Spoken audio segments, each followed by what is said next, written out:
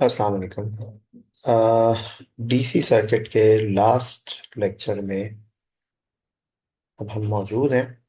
और last lecture में अब हमने ये देखना है कि जो रिमेनिंग हमारे पास टॉपिक्स हैं वो किस तरह प्रोग्रेस करते हैं। बहरहाल आज जो हमारा टॉपिक शुरू होगा it will be Kirchhoff's laws. और किरचॉफ लॉज में सबसे पहले है किरचॉफ फर्स्ट लॉ यानी करंट लॉ। और ये कहता है कि the sum of all current flowing into a junction equals to the sum of all the current flowing outwards the junction। इसका मतलब ये है कि अगर आपके पास एक जंक्शन है, लेट्स से we have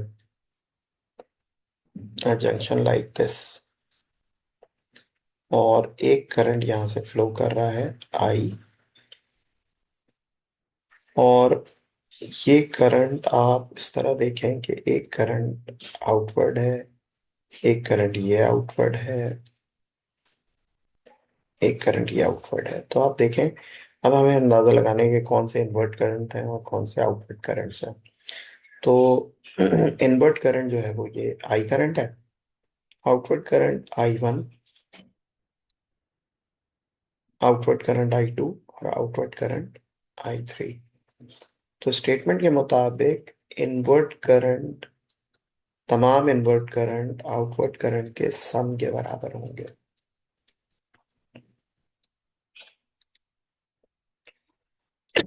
यानी जितना करंट एक जंक्शन में इनपुट होगा इनवर्ट्स, उतना ही आउटवर्ड करंट्स होंगे, उसका सम होगा।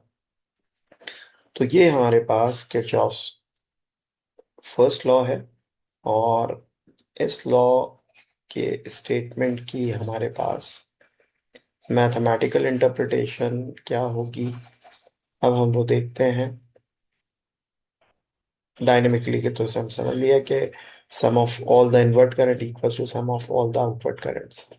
और ये हमारे पास इसकी सिचुएशन आ गई कि यहाँ पे आप देखें I1 करंट जो है वो इनवर्ड है, I2 करंट इनवर्ड है और I3 करंट आउटवर्ड्स है। तो इसकी इक्वेशन क्या है, I1 plus I2 equals to I3। Inward current add हो गए, आउटवर्ड करंट के बराबर आ गए। इसी तरह इस वाले में देखें आप, ये जंक्शन है, इनवर्ट करंट आपके पास I1 है और I2, I3, I4 ये सब आउटवर्ड करंट है। तो आप देखें कि I1 बराबर हो गया I2 plus I3 plus I4। इसी तरह आप यहाँ देखें कि I1 और I2 इनवर्ड है और I3 भी इनवर्ड है। तो सारे इनवर्ट करंट हैं तो ये ऐड हो जाएंगे, कोई आउटवर्ड करंट नहीं है, इसका मतलब ये कैंसिल कर रहे हैं एक दूसरे को। I1 plus I2 plus I3 equals to 0। तो इस तरह आपके पास ये किरचॉफ्स लॉ प्रोसीड करता है कि जितना ज्यादा, जितने करंट इनवर्ट होंगे वो सम हो जाएंगे आउटवर्ड करंट के बराबर। ठीक है जी। तो ये Kirchhoff's first law. Then we have Kirchhoff's second law, जिसे हम कहते हैं किरचॉफ्स वोल्टेज लॉ। और किरचॉफ वोल्टेज लॉ ये कहता है कि the sum of all electromotive forces in a loop equals to the sum of all potential differences drop in the loop. एक लूप के अंदर जितनी ईएमएफ्स हैं, जितनी बैटरीज हैं, जितनी सोर्सेज हैं, उनका सम ड्रॉप होने वाले वोल्टेज के बराबर होगा। यानी sum of all EMF equals to sum of all voltages. E equals to IR1 plus IR2 is for, यहाँ इस फिगर में आप देख सकते हैं आई करंट फ्लो कर रहा है एक लूप के अंदर। तो ईएमएफ ई थी, एक वोल्टेज ड्रॉप होगा R1 पर और एक वोल्टेज ड्रॉप होगा R2 पर, जो IR1 प्लस IR2 के बराबर है। साइन कन्वेंशन बहुत इंपॉर्टेंट है ये बात, कि if the direction of traversal is negative to positive then EMF taken is positive. अगर करंट का फ्लो नेगेटिव से पॉजिटिव है तो ईएमएफ पॉजिटिव ली जाएगी, और अगर करंट का फ्लो पॉजिटिव से नेगेटिव है तो ईएमएफ नेगेटिव ली जाएगी। ये बात याद रखिएगा। Series combination of resistor. Series combination में बुनियादी तौर पर एक लूप होता है। एक लूप में तमाम रेजिस्टेंसेस जोड़ दी जाती हैं, और अगर सिंगल लूप है तो इस पर अप्लाई होगा किरचॉफ्स वोल्टेज लॉ। तो वोल्टेज लॉ अप्लाई करेंगे हम कि total voltage will be the sum of potential drops in the loop. V equals to V1 + V2 के बराबर हो गया। V1 जो है आई आर वन के बराबर, और V2 आई आर टू के बराबर हो जाएगा। V आई आर के बराबर हो जाएगा अकॉर्डिंग टू ओम्स लॉ। और I कॉमन आ गया, I और I कैंसिल हो गया। R equals to R1 + R2। तो सीरीज कॉम्बिनेशन में रेजिस्टेंसेस सम हो जाती हैं। Then parallel combination of resistor. Parallel combination में आप यहाँ देखें कि एक जंक्शन बन रहा है। इस जंक्शन में I करंट आ रहा है, और I करंट जो है वो I1 और I2 करंट की सूरत में फ्लो कर रहा है जो आउटवर्ड्स। तो inward current equals to sum of outward current हो जाएगा, यानी I equals to I1 + I2।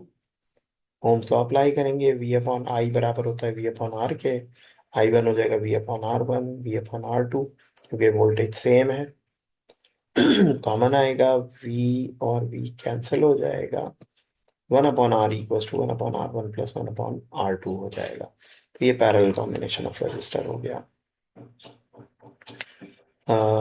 इसको हमने सॉल्व किया है किरचॉफ्स करंट लॉ से। फिर है लास्ट टॉपिक हमारे पास व्हीट स्टोन ब्रिज का। व्हीट स्टोन ब्रिज एक चार रेजिस्टेंसेस का एंड टू एंड कॉम्बिनेशन है, और इस तरह के ये पॉइंट ए है, ये पॉइंट बी है,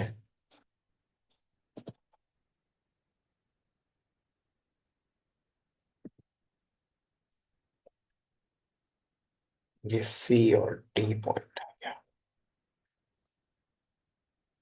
तो end to end combination use to know the unknown, find the unknown resistance. It is an it is a it is an end-to-end combination of four resistances, and if three resistances are known, then we can find out the fourth resistance. अगर तीन resistances हमें पता हो तो चौथी resistance हम find out कर सकते हैं। लेकिन इसके लिए हमारे पास बैलेंस ब्रिज फॉर्म होना चाहिए। बैलेंस ब्रिज क्या है कि वोल्टेज अक्रॉस ए बी बराबर होना चाहिए वोल्टेज अक्रॉस ए डी।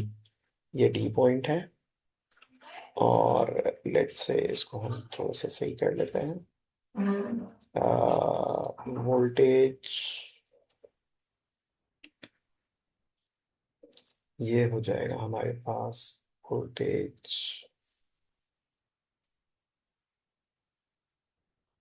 ए और बी, ये वोल्टेज ए और डी, और ये वोल्टेज ए और सी। ये वोल्टेज ये सी पॉइंट है हमारे पास। तो ब्रिज बैलेंस कंडीशन में क्या होगा कि ए और बी पॉइंट के दरमियान वोल्टेज जो है वो ए और डी पॉइंट के वोल्टेज के बराबर हो जाएंगे। ए और बी, आप ये देख रहे हैं ए और बी के दरमियान R1 है, और ए और डी के दरमियान R3 है। तो यहाँ से गुजरने वाला करंट I1 है, और यहाँ से गुजरने वाला करंट I2 है, जबकि टोटल करंट जो गुजरा था वो I था, जो दो हिस्सों में डिवाइड हो गया। तो यकीनन यहाँ से भी I2 गुजरेगा, और यहाँ से भी I1 गुजरेगा। ए और बी के दरमियान रेजिस्टेंस R1 है और करंट I1 है, तो I1 R1 हो गया। ए और डी के दरमियान I2 R3 है, तो I2 R3 हो गया। क्वेश्चन 1 कह दिया इसे। और अगेन ब्रिज बैलेंस पे हमारे पास दूसरी कंडीशन ये आएगी कि बी और सी पॉइंट के दरमियान, बी और सी पॉइंट के दरमियान वोल्टेज बराबर हो जाएगा सी और डी पॉइंट वोल्टेज के, और बी और सी के दरमियान I1 R2 है, और सी और डी के दरमियान I2 R4 है। तो हमारे पास ये वैल्यू आ जाएगी I1 R2 equals to I2 R4। Dividing equation 1 by equation 2, तो I1 R1 डिवाइड हो जाएंगे। You will have R1/R2 equals to R3/R4। अब अगर इनमें से तीन रेजिस्टेंसेस आपको मालूम है, तो चौथी रेजिस्टेंस आप फाइंड आउट कर सकते हैं। तो एक्चुअली यहाँ ये सॉल्यूशन बुनियादी तौर पर इस बुनियाद पर हुआ है कि ब्रिज बैलेंस होना चाहिए, यानी ए पॉइंट से कनेक्टेड दोनों रेजिस्टेंसेस का वोल्टेज बराबर होना चाहिए, सीधा सी पॉइंट से कनेक्टेड दोनों वोल्टेजेस बराबर होने चाहिए। तो हमारे पास व्हीट स्टोन ब्रिज सॉल्व होगा। ये आपके पास फाइनल आंसर है, and that's all for the DC circuit unit number 10। इंशाल्लाह उसको नेक्स्ट वीडियो में हम नए यूनिट के साथ कंटिन्यू करेंगे। Thank you.